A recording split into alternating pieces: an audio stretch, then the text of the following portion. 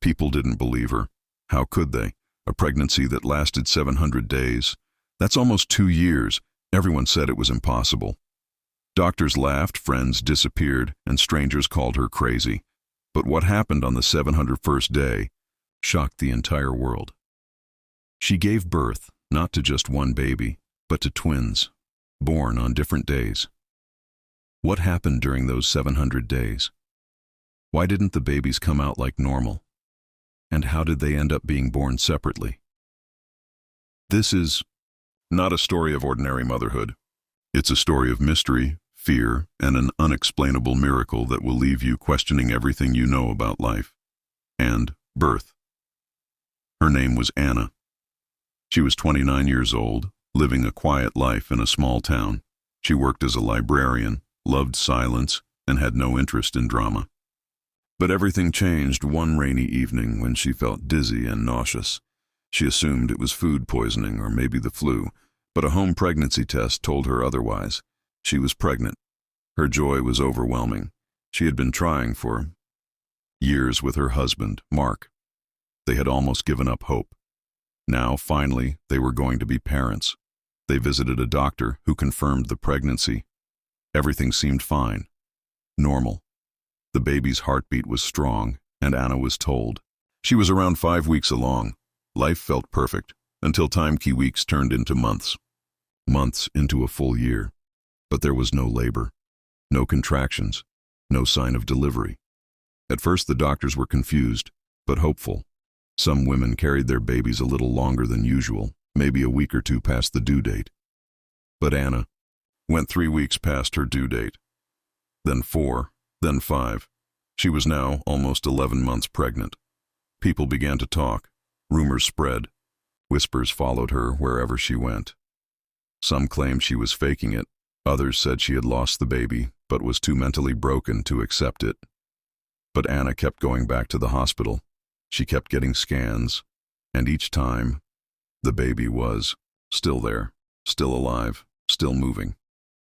The doctors couldn't explain it. They ran every test they could think of.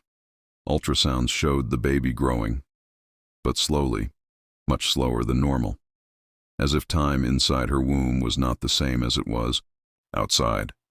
Some even suggested it was a rare condition called delayed fetal development, but nothing like this had ever been documented. The hospital called in specialists, one after another. None had answers. Anna's life became a waiting room of uncertainty. The baby was healthy, but never ready. By the 400th day of her pregnancy, Anna had become a global mystery. News outlets picked up her story. Some called her a hoax, others called her a medical miracle. Strangers messaged her with theories. Some claimed she was part of a secret experiment. Others accused her of black magic. Anna shut out the noise. She only listened to her body and to the soft movements inside her. The baby was still there. She felt it. The heartbeat was still steady. She believed something greater was happening. Something no science could explain. But things turned darker. Around day 500, Anna began hearing things at night. Whispers, footsteps, scratches on her window. She lived in a safe neighborhood, but the shadows outside her house began to move like they were alive. One night she woke up to find strange symbols drawn in chalk outside her doorstep. Mark brushed it off as a prank, but Anna felt watched. She was no longer just waiting to become a mother. She was caught in something supernatural. She started having dreams, terrifying ones. A woman in white would appear in her sleep, her face hidden by a veil, whispering numbers in reverse, always ending with the number 701. Section 2, the 700th night. Moving forward, but her baby didn't. On the 700th night of her pregnancy, everything changed. It started with a storm, violent, loud, and unlike anything their town had seen in decades. Lightning split the sky in two, trees shook like they were alive, and in the middle of it all, Anna's water broke. Mark rushed her to the hospital.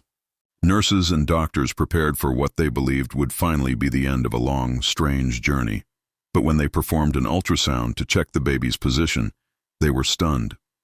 There wasn't just one baby, there were two, twin boys. Identical in appearance, but not in presence. One heartbeat was loud and strong. The other was faint, distant, almost fading. Anna was in labor, but only one baby was ready to come. The other was still not there. Doctors had never seen anything like it, but the first baby was delivered successfully. A beautiful, healthy boy. They named him Eli. But then, something strange happened. As soon as Eli was born, the machines monitoring Anna's body went blank. Her heart stopped for exactly 17 seconds. No pulse, no breathing. Then, suddenly, she gasped back to life.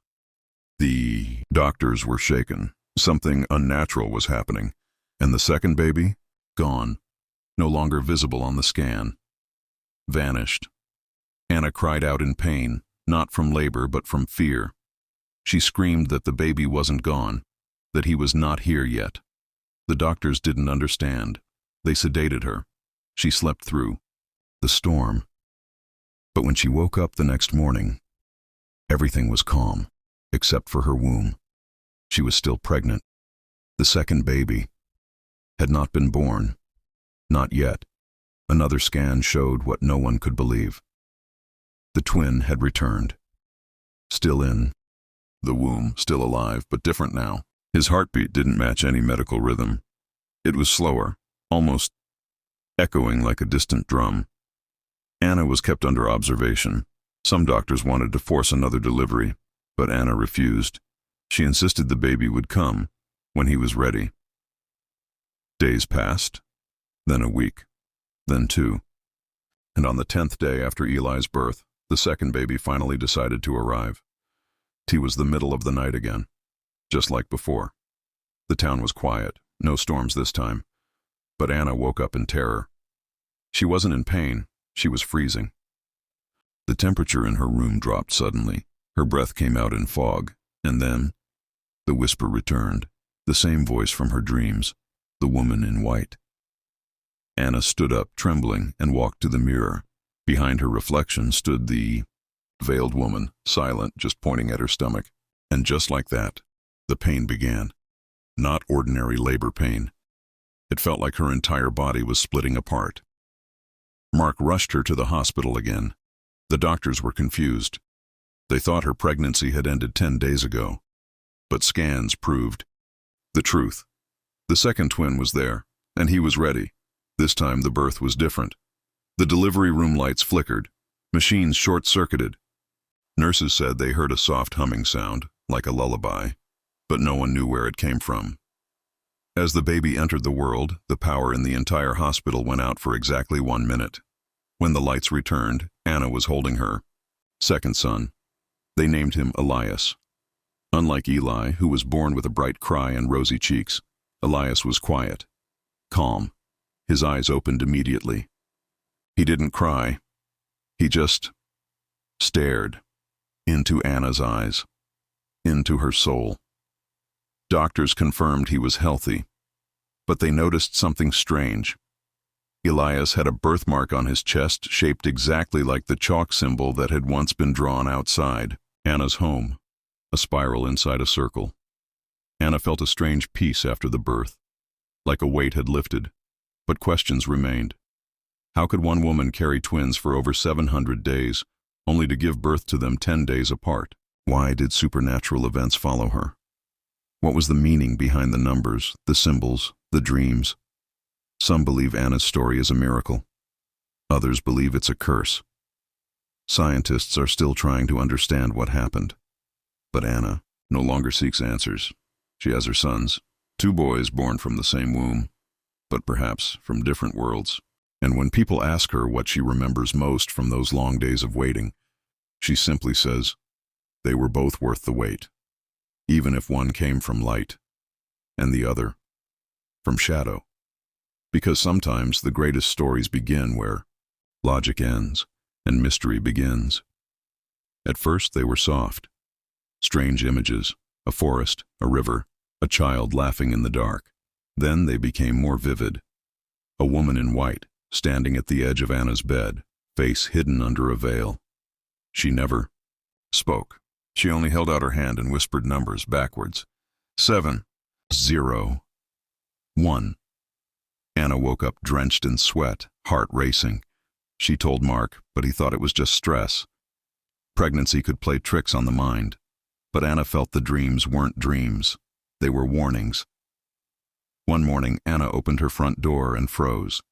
On her doorstep was a symbol, drawn in white chalk, a spiral inside a circle. It hadn't been there the night before. Mark insisted it was a prank. Teenagers, probably. But Anna felt a deep chill. It was the same symbol she had seen in her dreams. The same symbol the woman in white wore on her chest. From that day, strange things began happening. Lights flickered in their home. Electronics turned on by themselves.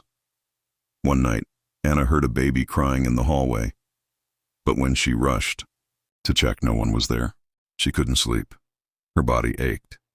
Her belly felt colder, heavier. She began counting the days. She wrote them down. 365, 400, 500. Still no baby. Each time she went to the hospital, the doctors were baffled. The baby was still growing, but at a speed no one could understand. It was as if time inside her womb moved differently. Anna stopped leaving the house. She became a prisoner in her own body. She watched other women have babies and raise them while her child still remained hidden, like a secret inside her. Some people offered support. Others called her dangerous. But through it all, Anna only cared about one thing. Her baby was alive. She could feel it. She could hear it.